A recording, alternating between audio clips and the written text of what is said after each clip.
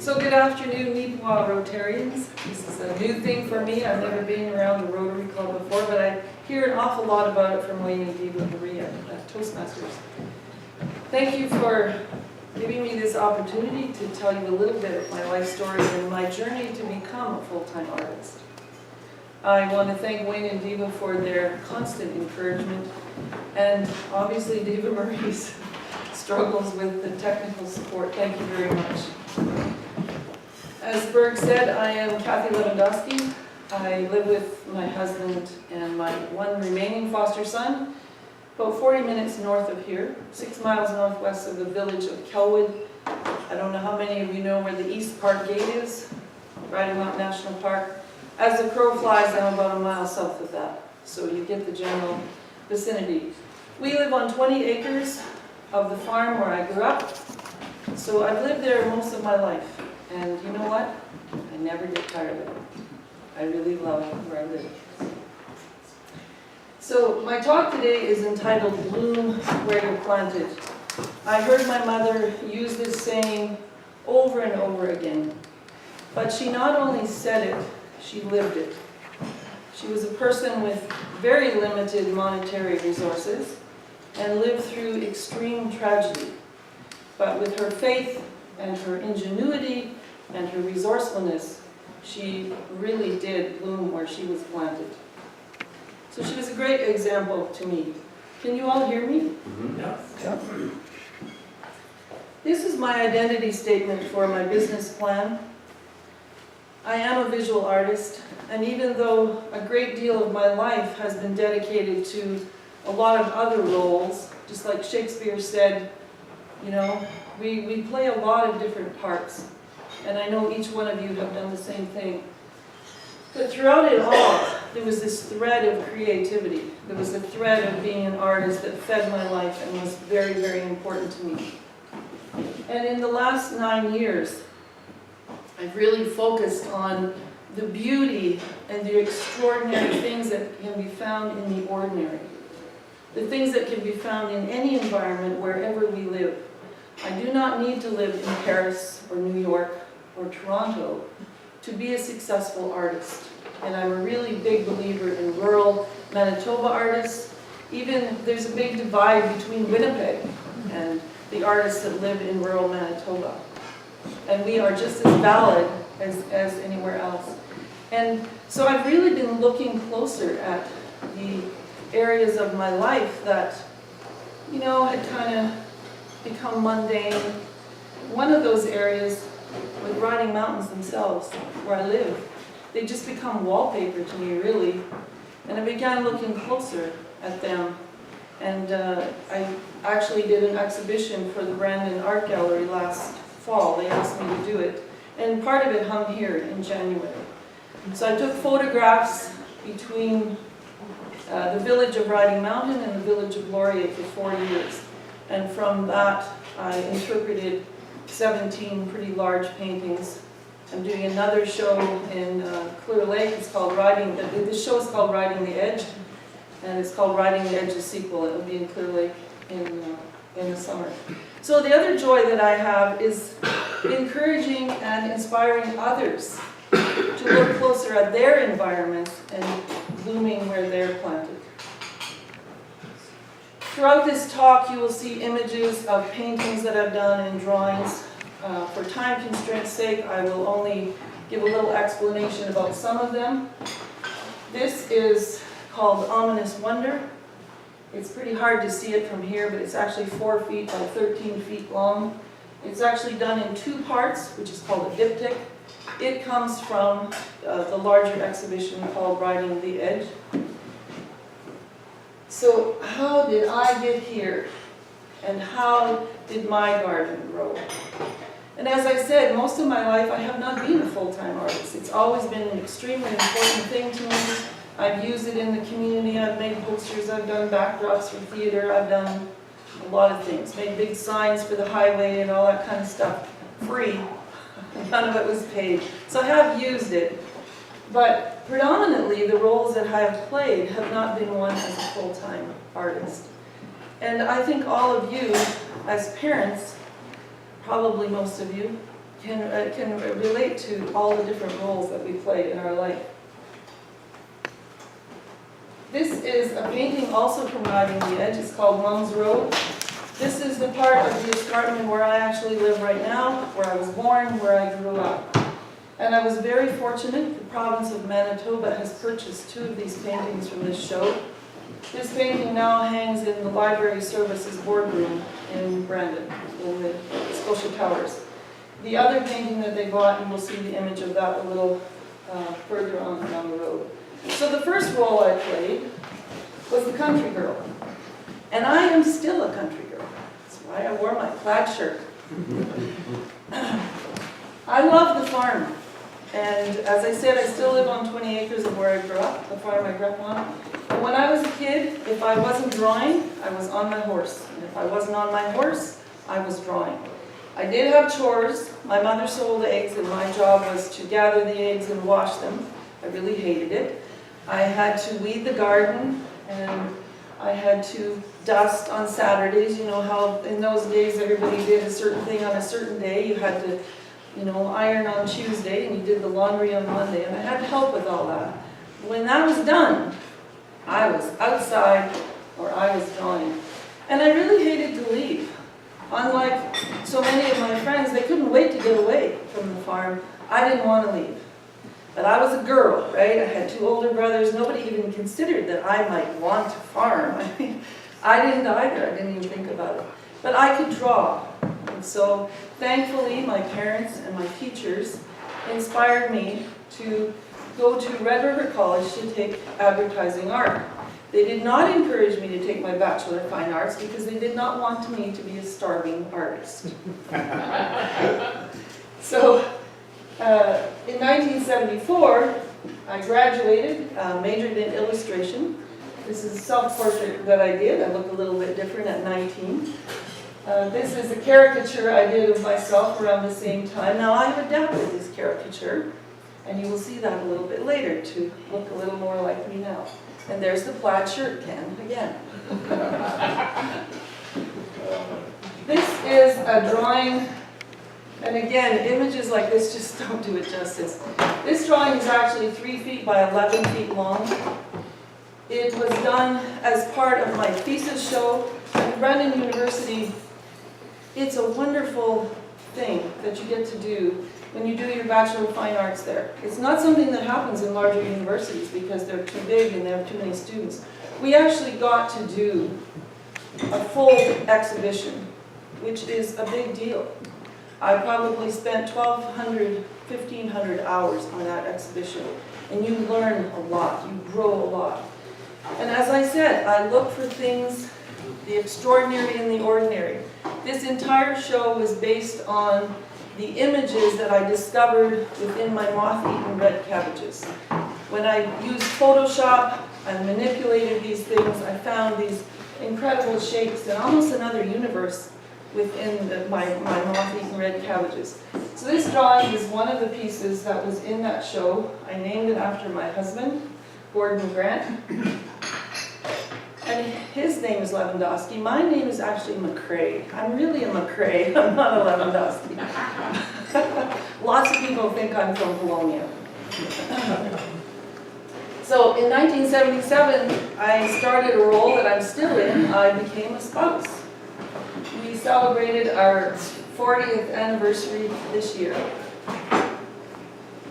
And a little while after that, I started another role that has continued for almost 40 years. I became a biological parent. We have 3 kids, 2 daughters and a son. And I have been the foster parent for 23 boys, a lot of them teenagers. And I've been a youth worker, respite worker, support worker, independent living worker, and I've been a youth group leader in our church as well. So I've worked with kids a long time. And because I've worked with kids a long time, I've played so many different roles that most of us play in our life, and we don't think they're very romantic, and we don't think they're very exciting, but they actually really, in the end, accumulate to make us who we are. And maybe on those days when you're doing some mundane thing and yet making another meal, it doesn't feel that way. Or maybe when you're changing another tire. I gotta talk to the guys and the women here, because so much of what I'm saying comes from a woman's perspective. But I'm just gonna talk about a few of the major roles that I've taken on. The cook. One of my foster sons and I figured out the other day how many times I've made a meal. You don't even want to know. It's so many times, and it's just like, I couldn't even cook when I got married. As I said, I wanted to be outside. I didn't want to do anything in the house. But I've put in my 10,000 hours cooking. I'm not a chef, but I do know how to make a meal. I was a teacher, a lot. I home educated my own biological kids, and I had opportunity to do the same with a lot of our foster sons who were just incapable of being in the school system for one reason or another. It was a great, great privilege. I've been an art teacher. I'm not doing so much of that anymore. I kind of prefer to be on the production end of things these days. I've been a listener. But I have to say, if I had to do it all over again, I would probably listen 90% more and talk 90% less. I have listened to very, very dark stories that I didn't really want to hear. Kids in care are in care for a reason. I've dealt with pre-schizophrenia and attachment disorder and fetal alcohol abounds, attachment disorder, chronic physical and sexual abuse, really serious things. So when these kids trust you, when you earn their trust, and you make enough connection with them that they actually tell you their story, you better listen. It's hard, but it's a privilege that they actually trust you. So I've spent a lot of time being a listener. This is huge. I've been an EMS driver, a driving instructor, a chauffeur, to everything from piano lessons to probation officer meetings. I have driven millions of kilometers, and most of the time I drove a Volkswagen. So their slogan, I don't know if it's the same slogan anymore, but their slogan, built for drivers, I could relate to that. I really like to drive, so it was a good thing. Now, all of you as people in general, parents, you know how many roles you play, and so I'm sure you can think of a few more. So I'm going to go through these kind of quickly. I've been a nurse.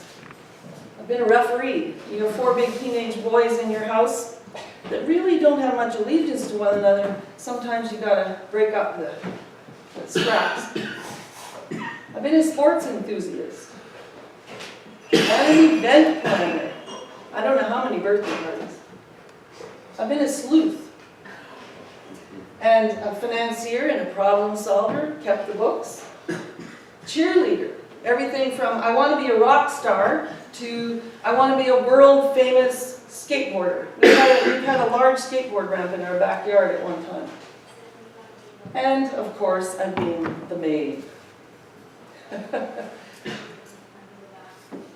And when all is said and done, I had my roles in all of this, and my husband had his. And he epitomizes a man who cannot walk and chew gum at the same time. But the things that he was really good at, I wasn't. He, I think, could mediate between world leaders. He stays calm. He never takes it personal. He could mediate between 2 angry 16-year-olds who wanted to kill one another and just dissolve the situation. He's just gifted at it.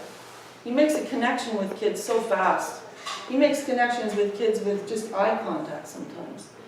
And he can fix anything, he can build anything. So we had our roles. We had our roles that we did together, and then we had our roles that we did apart.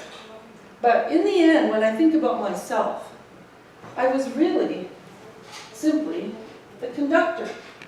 Ta-da! I tried to keep it all together without it becoming like a tornado or a cyclone, because it easily could have. But when these kids move into your house, they always try to bring it down to their level, to what they're familiar with. And if you're not careful, they can take you apart in about 15 minutes. there can be mutiny, there can be absolute disaster. So together, we did this, but that's how I view myself, as the conductor. This is a painting also from Journey into Brassica, my thesis exhibition. Journey into Brassica means cabbage in Latin. This is called Amethyst Canyon. Now, I told you that I had to weed the garden when I was a kid. I didn't like it. And when I got married, I planted a vegetable garden because that's what you did, right? I mean, you had to eat. And I did it. I knew how to do it. And Bob Durston can attest to how many garden collections he judged that I put in the Kelwood Fair. Years and years. My mother did it, and then I took over when she stopped. But in the early 90s, I began to embrace landscape architecture. And I ended up with 15 flower beds in my yard. And I loved that aspect. Most of it was perennials. I no longer have those 15 flower beds. I think they became my canvas for about 10, 12 years. I was frustrated as an artist. I wanted to evolve as an artist. And so a lot of my energy went into designing these gardens. I no longer have that, but I designed and created a garden in the village of Kelwood on 6 lots that were being kept as green space. Did that about 12 years ago. My husband helped me, and I continue to do that. I love to have my hands in the dirt. It's therapeutic, but I do love the design of it the most, I think. Another lifetime, maybe I will be a landscape architect. These are 2 drawings I did when I was a kid. The one on the left is a self-portrait, the other one is my maternal grandparents, because I absolutely love family history. I love solving a puzzle. And if any of you are interested, I'm teaching a basic workshop for family history at the library. They have someone, I think, releasing a book on June 1st there of their family history, and they asked me to do this. So if you want any more information about this, I've been doing it probably now since, I don't know, about 25 years, I guess. Now, I'm talking to the right group here. I believe in civil responsibility, and I think it should be a class that's taught in school. I'm finding a lot of times, maybe not always, but sometimes there are some of our younger generation that don't really understand how necessary it is to be a volunteer in our community and give what we can. And I've said many times, if all the volunteers in this country quit today, our society would collapse. I believe that. So I'm talking to the right, I know I'm preaching to the choir here, but I've been very involved in the community. It's still a very big part of my life. And a lot of times when you live in small communities, if you want your kids to have clubs to go to and things to go to, you get involved. So I've been a part of the skating club and the skating rink and the playground committee, you name it, and the Kelwood Fair, Bob. And 13 years ago, myself and predominantly my family began an organization in our village called the Harvest Sun Music and Arts Society. Now that has evolved, and more people in the community are involved in that. And underneath that umbrella now runs the Harvest Sun Music Festival, and the garden that I talked about. And 4 years ago I started the Eleanor Rose Outdoor Quilt Show. Eleanor Rose was my mother, and she was a quilter. And so I'm not a quilter. I have pieced a few together, but mostly the artwork that I do, other than organizing this, is I do a thing called barn quilts. I don't know if any of you have heard of barn quilts, but it's an absolute movement in North America. There was a woman in the early 2000s who painted a traditional pattern on a piece of plywood and put it up on her barn. This was in Ohio. She did it in honor of her mother, and from there it has spread. There's barn quilt trails in Manitoba. They usually trace a historical trail of some kind. They're everywhere. Well, mine are just in Kelwood. I did 8 of them in 2015, and this winter I did 10 more. And these are just 5 of them. This is Wild Waves, and Dinah, Stepping Stones, or Annie's Choice, and Cowboy Star. That's just 5 of them. So if you drive up to Kelwig next week, they will all be up. I usually take them down in the wintertime, and some of these will be for sale at the quilt show in August. I have to raise money somehow because most of this is done on a shoestring. In 2004, I made a very, very good decision. I had heard that Brandon University now offered a Bachelor of Fine Arts degree. So I called, found out the logistics of it, got the program outline, and I thought, oh my word, this is going to take me forever. I got a house full of 4 boys. How am I ever going to do this? I cannot do this full time. It's an hour and a half from my house to Brandon. So I said to my oldest daughter, I said, you know, I'm going to be like 58 or 59, which seemed ancient at the time, before I graduate. And she said, in her wisdom, she said, well, Mom, you're going to be 58 or 59 anyway, so just do it. So I did. I enrolled, and I became a freshman at And you know, I thought I would be the oldest, the most ancient person on the campus, but you know what? I wasn't. A very good friend of mine graduated last year with her Bachelor of Fine Arts, and she's 77. I went to school with a guy who was 80. His wife had passed away, and he was becoming very depressed at home. He came to school. He added such an incredible element to our classes because the paintings that we were learning about in art history, he'd actually seen them. And so age is really not a limit for us. And most of us here are probably semi-retired, retired, you know, we're maybe not all of us. I can Trying to. But you know what? We still have a lot to give. This world needs our experience. We have so much to give, and again, I'm preaching to the choir. I was so thrilled to read the article in the Banner about Ron Nordstrom's trip to Guatemala. Amazing. He's retired, but he still has, you know, he served a great purpose there. As we speak, the atrocities that are going on in this world leave me breathless at times. And I'm so humbled and thankful to be born in this amazing country. And I'm a firm believer in, to whom much is given, much is required. The other thing that I did at university and absolutely fell in love with, I took every creative writing class there was. And could be a whole other speech about this because it had a lot of doors open to me that I never anticipated. Very wonderful things. And I find writing, even if I just write a bunch of gobbledygook, it helps me with my ideas. It keeps my visual art fresh, so they go hand in hand really well. The other thing that happened when I was at university is I became a grandmother, which is probably the greatest thing ever. And I now have 5 grandchildren, 9, 7, 5, 3, and 1. The 7 and 9-year-old live close by, so we do art together. They are incredible little artists, and I think that that's my greatest privilege, is to do art with them. In 2013, I did my thesis exhibition, as I talked about before. This is called Rolling Thunder Cavern, and it is another image that was inspired by my cabbage leaves. This was a massive, massive undertaking to do this. In 2014, I became the graduate. And I attended this graduation with bells on.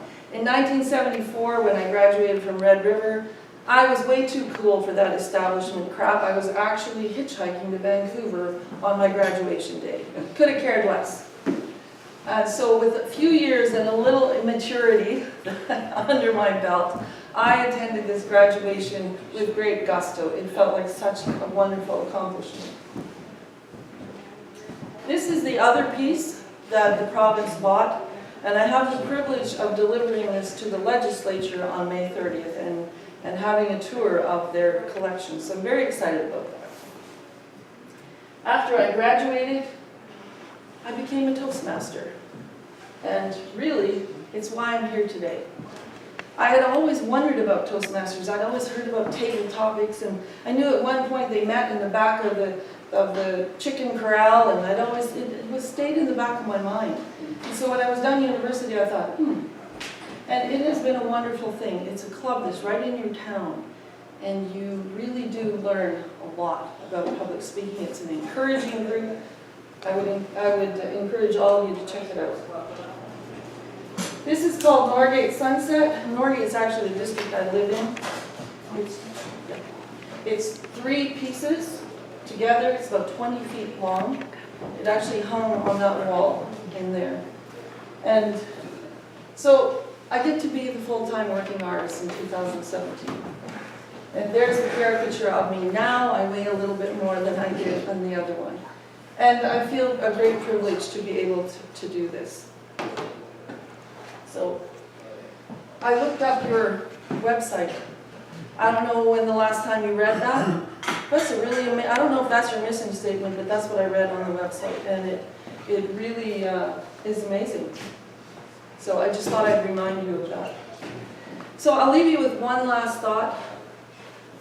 I fully intend, God willing, to continue to bloom where I'm planted.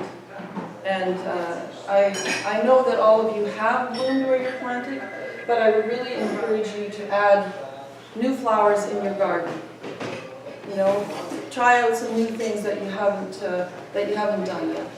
So I'll just leave you with that thought, to add some new flowers in your garden. Thank you.